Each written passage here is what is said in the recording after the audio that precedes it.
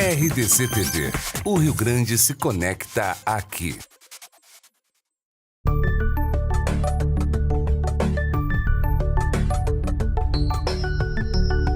Boa noite a todos. É uma satisfação estarmos juntos no nosso Tempo em Família. O nosso tema de hoje diz respeito ao aniversário da Lei Maria da Penha, que estará fazendo daqui 2 dias 12 anos de vigência. E será que essa vigência da Lei Maria da Penha veio ao encontro do nosso interesse, nos protegeu, subsidiou o nosso direito quando nós vamos buscá-lo? A violência contra a mulher, ela se opera em diversas formas do nosso comportamento, do comportamento daquele que traz a agressão a nós.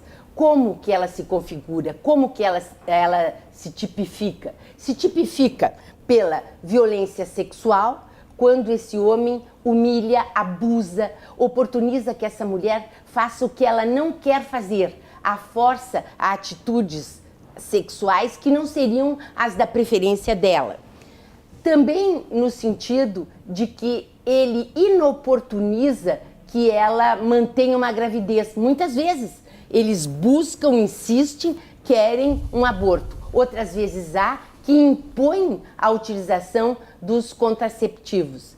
Então, a violência sexual, a violência patrimonial, que é muito grave, a violência patrimonial, que é aquela em que o varão, muitas vezes, ele destrói o patrimônio dessa mulher.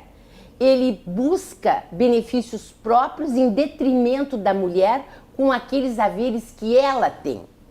A violência psicológica, aquele em que ele humilha, ele deixa a autoestima lá embaixo, a desvalia passa a acompanhar essa mulher.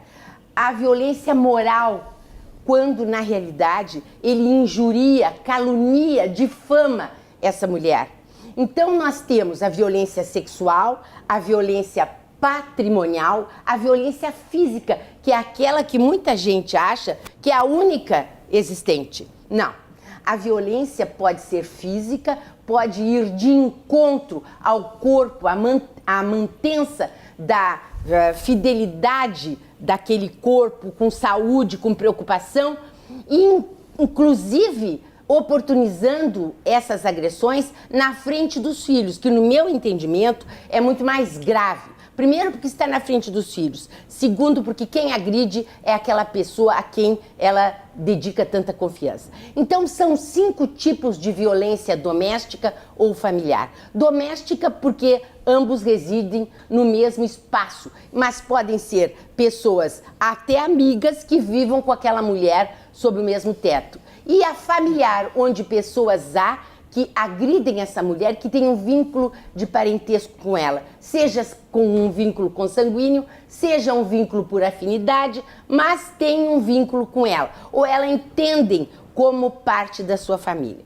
Então, para vocês terem uma ideia sobre o que é a violência que talvez vocês estejam sofrendo nesse momento em que estão nos acompanhando. Mas para isso, para lhes esclarecer, para lhes abrir a porta para resolver muitos problemas que às vezes sozinhas nós não conseguimos resolver, eu trouxe 2 pessoas especialistas na matéria.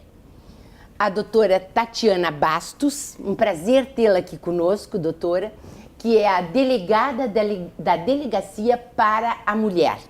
A doutora Tatiana tem uma experiência bastante grande nessa área, não é, doutora Tatiana?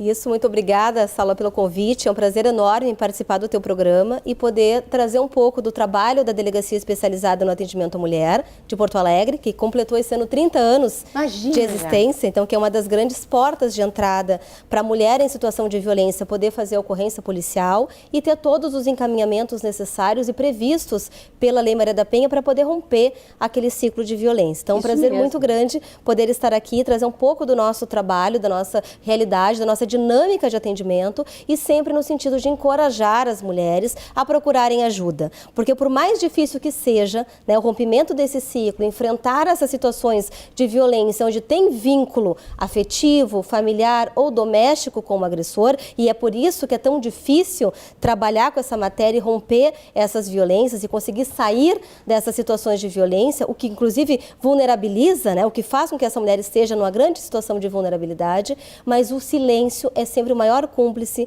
da violência. Então, a mulher que se cala, ela tem uma chance muito maior de que essa violência progrida e muitas vezes acabe chegando até uma violência letal, que nós vamos também conversar sobre isso hoje, que é o feminicídio, né? A máxima expressão da violência doméstica e familiar contra a mulher. E por falar em feminicídio, eu queria mostrar para vocês a obra do Dr. Jorge Otávio Alvorcem Teixeira. Doutor, é um prazer tê-lo aqui conosco e o senhor com esse trabalho que eu acredito seja o único aprofundando a matéria, não é? O meu livro, primeiramente, Salva, o prazer é meu estar nesse teu programa tão informativo, que leva informações para os telespectadores. E, infelizmente, hoje, a violência contra a mulher está muito comum. Esta é a nossa luta. Este foi um dos motivos que me levou a escrever esse livro. Experiências que passaram pelo escritório, da mulher vulnerável, da mulher sendo agredida, informar sobre os tipos de violência que ela está sofrendo. Muitas vezes a mulher sequer sabe que está sofrendo tipo de violência, como você explanou no início, a violência sexual, a violência socioeconômica, patrimonial, quando o homem se apodera do dinheiro dessa mulher. Quantos casos nós vemos, e isto casos reais que estão no livro, da mulher, por exemplo, ter um seu carro quitado e o homem, o companheiro, o marido, diz, vamos trocar o teu carro por um automóvel importado. Tu dá o teu de entrada e vamos financiar no nome da minha empresa, por exemplo. O gerente do meu banco conhece, ele vai dar esse financiamento tranquilamente. Coitada. Na hora ela perdeu o carro. Outro caso real, faleceu o pai da mulher. Deixou um seguro de vida, aplicou aonde? Na aplicação, que ele já tinha há muitos anos. Claro. O gerente do banco dele, do companheiro, do marido, dá um percentual favorável, um rendimento favorável, perdeu o dinheiro na hora da separação. Sim, agora tu me deixa o meu carro, me devolve o meu carro, o meu dinheiro, aquele que meu pai... Que dinheiro? Que carro? Ela não tem mais nada. Mas isso é um cuidado que tem que ter, a mulher tem que ter esse cuidado. Sabe, doutor, que quando elas chegam, eu também observo o seguinte, no escritório, elas não falam de pronto que houve uma agressão física. Sim. A primeira consulta falam que não querem mais o casamento, têm dificuldade, se sentem humilhadas. Então envergonhadas não muitas vezes. Envergonhadas. Né? Uma segunda vez, ou com a provocação do advogado, vai chegando a história. É muito importante ela identificar os outros tipos de agressão que podem ser denunciados na Delegacia da Mulher com a doutora Tatiana. Podem e devem ser denunciados, porque o agressor não para. O agressor não... Vai avançando. Ele vai avançando. Ele agride psicologicamente, agride moralmente, agride verbalmente. Quantas brincadeiras e piadas em grupos de amigos... Esse é um tipo de agressão, desmoraliza a mulher. Desconstitui, humilha, né? Tudo isso é violência. Ela não sabe, impede ela de se relacionar com amigos, familiares. O homem que procura, que vai no trabalho, vai no cabeleireiro atrás da mulher. Isso é tipo de agressão, isso é agressão moral, isso é agressão psicológica, por isso que vai tirando a autoestima dessa mulher. Por isso que eu coloquei que as mulheres atentassem para a situação, porque muitas vezes a gente está sofrendo durante muito tempo aquele tipo de agressão e não toma uma iniciativa. Eu tinha um caso no escritório em que a mulher, durante 14 anos, recebia uma pensão do pai, vinha direto, depositada na conta conjunta com o marido.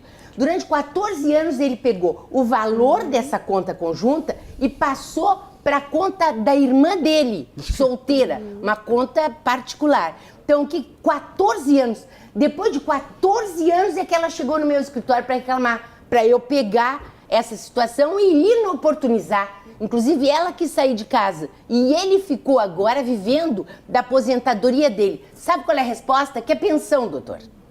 Então, a gente vê de tudo nessa profissão. E não era só uma agressão socioeconômica, isso era uma apropriação ilícita. Claro, isso é crime. É uma vergonha. Isso é muito comum. Isso é crime. Doutora Tatiana, eu gostaria de fazer algumas perguntas aqui para poder esclarecer bem o nosso público. A quem se aplica essa Lei Maria da Penha? A todas essas pessoas que nós estamos comentando, mas aquelas que vão em sua busca ou há a possibilidade de repente, algum familiar ir lá na delegacia e dizer: minha mãe não quer vir aqui, mas ela, na realidade, tem apanhado muito. Isso. Pela Lei Maria da Penha, quem é protegido, né, tutelado pela lei, são as mulheres em situação de violência doméstica, familiar e afetiva. Então, o sujeito passivo tem que ser mulher. Hoje já se entende que as mulheres trans também podem ter aplicabilidade da Lei Maria da Penha, então elas são acolhidas já há muito tempo pela Delegacia Especializada no Atendimento à Mulher e que estejam sofrendo qualquer um desses tipos de violência, da mais sutil à mais grave, né, a violência moral, a psicológica, principalmente porque a violência psicológica hoje ela é a mais numerosa, em termos de indicadores criminais ela é a que mais aparece, ela geralmente acompanha as outras formas de violência e ela é a que mais deixa sequela. Além das sequelas que ela deixa psíquicas, né, emocionais, é ela que vai diminuir a autoestima dessa mulher e fazer com que ela se torne refém de atos de violência cada vez mais graves. E que muitas vezes ela só vai perceber quando ela está num estágio de violência tão crônico ou que já está atingindo os próprios filhos, ou que já está com alguma lesão grave, ou até aquelas que só chega ao conhecimento da polícia quando chega a um feminicídio, consumado ou tentado. Então, a Lei Maria da Penha é para esse público. Quem pode denunciar? Qualquer pessoa da sociedade, um vizinho, um familiar, um amigo, qualquer pessoa pode ser comunicante de uma violência doméstica, familiar ou afetiva. Inclusive, através de denúncias anônimas. Então, muitas vezes as pessoas não querem, né, se identificar, ou por represália, por medo, ou porque é vizinho e depois não quer se expor, ou porque é algum familiar que está presenciando aqueles atos de violência, pode ser feita também a denúncia anônima, tanto diretamente na delegacia de polícia, quando a gente redige uma certidão ou até faz uma ocorrência policial com o policial sendo comunicante, como através dos disque denúncias, como o 181, o 180, né, que é um serviço nacional. O importante é que toda a sociedade assuma esse compromisso de enfrentamento à violência doméstica e familiar, porque isso não atinge só a mulher que está sofrendo violência. Isso atinge toda a família, isso atinge os filhos que vão ser formados dentro de um ambiente de violência em que isso é muito banalizado, em que essa violência é muito naturalizada. Atinge familiares que muitas vezes sofrem também essa violência e também podem ser, inclusive, protegidos pelas medidas protetivas de urgência. Isso é muito importante. Os familiares, eventuais testemunhas, né, também podem ser alvo de medidas protetivas extensivas a essas pessoas quando num contexto de violência doméstica, familiar e afetiva. A senhora falou nas medidas protetivas de urgência.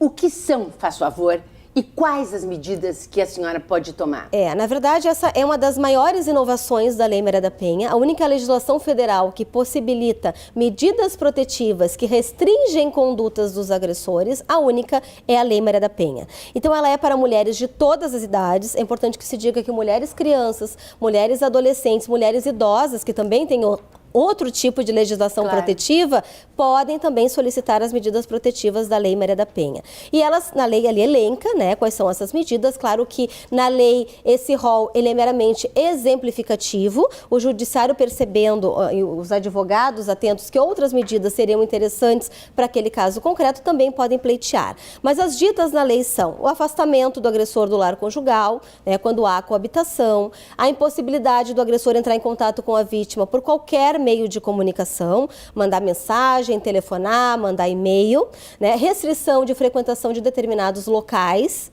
então locais que muitas vezes o casal frequenta, como clubes, restaurantes, prestação já de alimentos provisórios ou provisionais, quando muitas vezes a mulher precisa, né? O agressor é retirado de dentro de casa, mas ela precisa para o seu sustento e dos seus filhos receber alimentos. Isso já pode ser deferido num prazo de até 48 horas. Isso, na realidade, é de urgência. De urgência, né? Então, até 48 horas ela tem que estar no Poder Judiciário. Perfeito. Nós vamos precisar fazer um intervalo. Na realidade, estamos conversando como se estivéssemos na sala da nossa casa. Nós vamos fazer um intervalo, já voltamos e esperamos por vocês.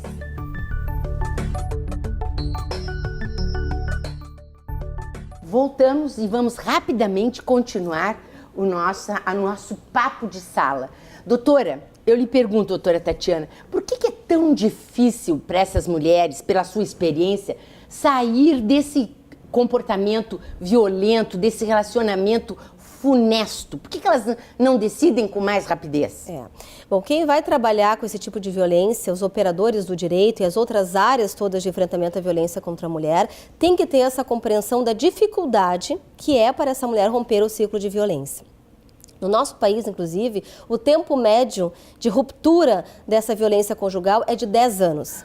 Então, a gente sabe que quando a mulher chega, até nós, chega no balcão de uma delegacia de polícia, ela vem geralmente com um longo histórico de violência doméstica e familiar das mais diversas espécies. E por que elas toleram, caladas por muito tempo? Por diversos fatores. E é por isso que é tão importante a gente não julgar aquela mulher que está sofrendo violência, por mais difícil que seja a situação, para que a gente compreenda, enfim, muitas mulheres que até sustentam os seus agressores, por mais que a gente tenha essa dificuldade de compreensão, isso faz parte do próprio ciclo da violência. Então, por que elas toleram? Por medo do agressor. Claro que a maioria deles intimida essas mulheres, seus filhos, seus familiares, de que elas sofrerão algum tipo de represália se elas os denunciarem. Por dependência econômica, a gente não pode deixar também de considerar que muitas dessas mulheres têm uma dependência financeira, o que dificulta essa tomada de decisão. Existência de filhos. Muitas mulheres tendem a acreditar que é ruim com ele, mas é pior sem um pai ao lado dos filhos, ou até muitas vezes defendem que ele é um bom pai, embora não seja um bom companheiro. Então, isso também é algo que dificulta essa tomada de decisão para denunciar uma violência. A baixa autoestima, que certamente, se eu pudesse resumir todos os fatores em um só, eu diria que são mulheres, na grande maioria, que não se valorizam, que não têm mais amor próprio, que por conta de muitas violências, principalmente moral e psicológica, elas reduziram a sua autoestima, a sua capacidade de autonomia, de autodeterminação a quase nada. E elas não conseguem ver uma vida longe daquele agressor. Com certeza. Mulheres que vêm de lares violentos, então o sofrimento aprendido, como a gente fala, é uma violência transgeracional. É muito comum as mulheres que vêm de lares, assim como os agressores, que muitas vezes vêm de lares violentos e abusivos, que reproduzam na fase adulta esses relacionamentos. Amor, sentimentos, nós temos que ver aí que são agressor e vítima. Mas será que continuam amando? É uma doença essa relação. Na verdade, muitas vezes são dependências afetivas, Claro. Muito mais do que o amor, que ela identifica como sendo afeto e amor. Muitas vezes a gente vê que é um padrão de comportamento negativo. Ela precisa. De dependência afetiva, emocional. Até muitas vezes desenvolvendo o que a gente chama de Battered Woman Syndrome, que é muito semelhante à síndrome de Estocolmo. É uma relação patológica já, muitas vezes, de dependência afetiva e emocional com aquele parceiro. E que estatística a senhora tem da letalidade dessas situações? Bom, nós temos os feminicídios hoje em queda no nosso estado, nós temos índices muito alarmantes no nosso país de feminicídio, inclusive nós somos o 5º país no mundo que mais mata mulheres por violência de gênero, então o 5º no ranking de 84 países da ONU, não é uma posição para nós nada, extremamente, nosso número de violência geral de violência contra a mulher é muito alto. Hoje, a cada 2 minutos, 5 mulheres são agredidas no país. Uma em cada 3 mulheres já é o nosso índice atual de agressão, de todas essas agressões, não só agressão física, mas uma em cada 3 mulheres brasileiras sofrem violência. E no que tange ao feminicídio, a gente está aí na 5ª posição. Nós viemos em queda nos últimos anos, fechamos o ano passado com 83 feminicídios no nosso estado. Ano anterior, 2016, 96, então depois fomos a 83 em 2017. Atualmente, dado de ontem, dados da Diplanco, que é o dado da Polícia Civil, nós tivemos até agora 43 feminicídios no nosso estado. Só em Porto Alegre, 11 consumados até agora. Doutor Jorge, o senhor, um advogado, um homem que deve ter família, eu sei que tem neto também, muito preocupado com a família. 3 filhas e 3 netas. 3 netas. Olha só, eu lhe pergunto, o que lhe levou a escrever sobre essa violência contra a mulher nessa sua obra Feminicídio? Doutora, infelizmente, como eu disse no início, está muito comum agredir a mulher. A desembargadora Maria Berenice Dias, nossa primeira desembargadora pioneira no Brasil, ela dizia antes da Lei Maria da Penha, é muito barato bater em mulher. Hoje não. Hoje as instituições estão punindo. Então o objetivo do meu livro é informar as mulheres os tipos de agressão, informar os direitos que ela tem, informar onde ela pode procurar proteção e informar também este homem com perfil agressivo. Olha, não está mais barato bater em mulher. As instituições estão punindo. A Polícia Civil, o Ministério Público, o Judiciário está punindo. E a atuação do advogado é muito importante nisto. A mulher, nesse período, ela está muito fragilizada. Então, o advogado tem que dar todo esse apoio. Porque o agressor, o covarde, porque a agressão sempre é covarde, o agressor é um covarde, ele pode agredir o pai, o irmão, o primo, o amigo. O advogado, ele respeita. O advogado, ele não vai agredir. O advogado, mas ele odeia. Além de odiar, ele respeita, porque o advogado vai informar a polícia, vai informar o juiz e vai botar ele na cadeia, se for o caso. Né? Então, este é o objetivo desse livro.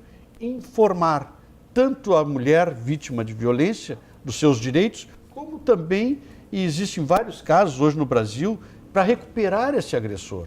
É muito importante, doutoras, a mulher identificar no início do relacionamento a personalidade agressiva.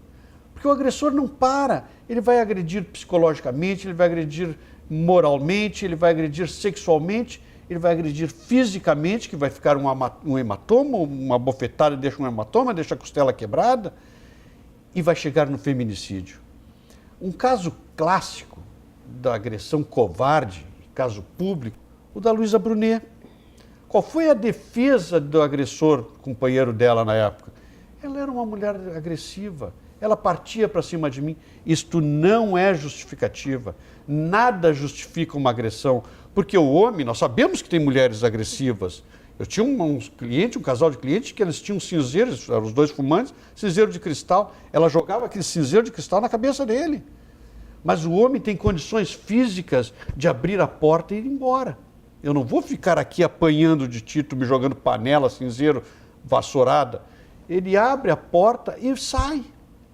E a mulher não tem condições de apanhar, ser agredida e querer fugir. Ele impede, fisicamente o homem impede. Então nada justifica, nem que a mulher seja agressiva, nada justifica uma agressão. O senhor falou, no nosso primeiro bloco, que existem mulheres que sequer sabem que aquele ato significa uma agressão.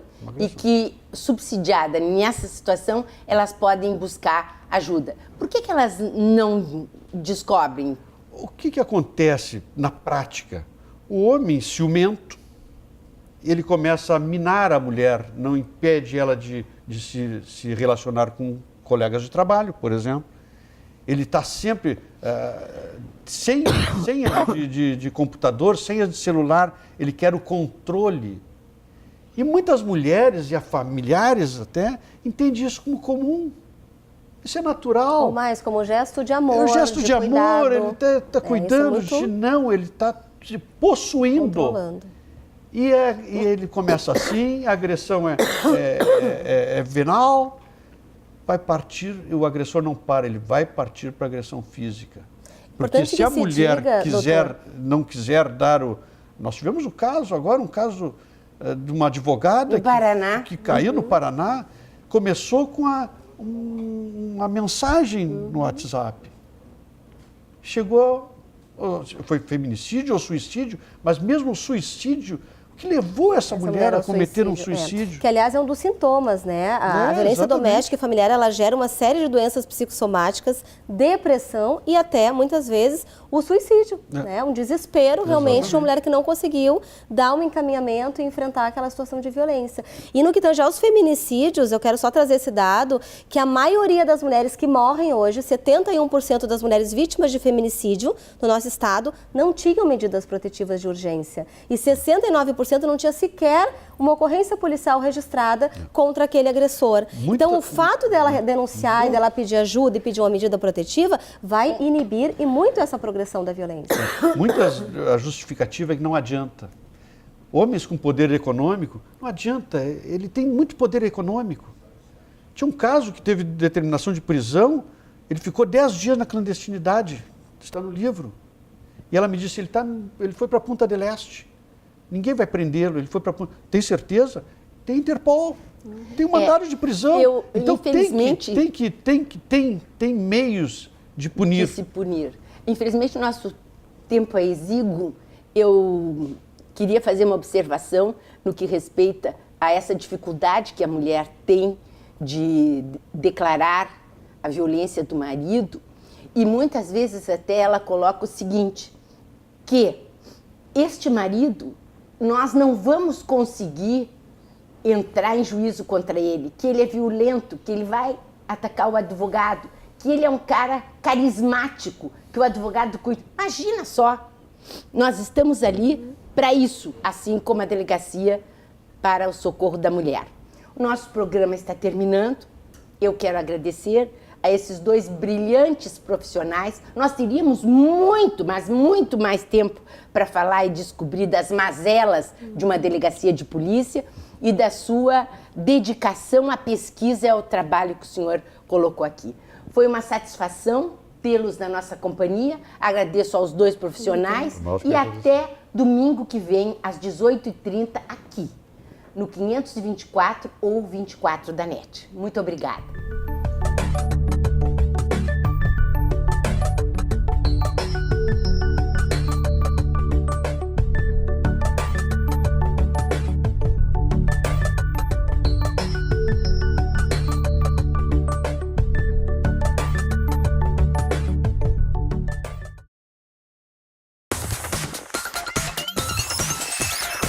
RDC TV. O Rio Grande se conecta aqui.